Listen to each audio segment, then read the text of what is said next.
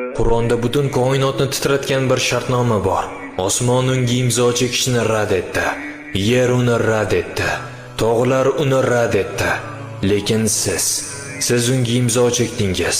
Insoniyat yaratilishidan avval Alloh o'zining eng buyuk maxluqotlariga maxsus bir topshiriqni taklif qildi.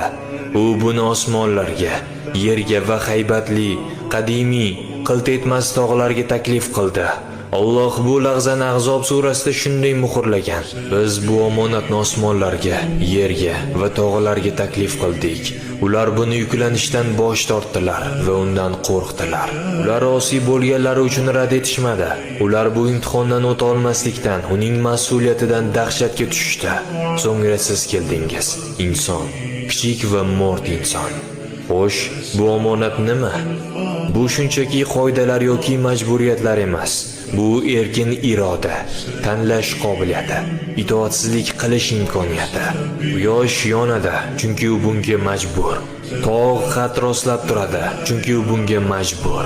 Farishtalar itoat qiladi, chunki ular bunga majbur. Ular buyruq bilan harakat qilishadi, siz esa qaror bilan. Hayot nega bunchalik og'ir tuyulishining sababi ham shu. Bezovtalik va xavotirning sababi ham shu. Har safar nafsingiz bilan kurashganingizda, har safar oson yo'lda emas, haqiqatni tanlaganingizda, charchagan bo'lsangiz ham namozga turganingizda, siz o'sha shartnomaning yukini his qilasiz. Siz tavakkalni tanladingiz. Siz Allohni majburiyatdan emas, o'z ixtiyoringiz bilan sevish imkoniyatini tanladingiz.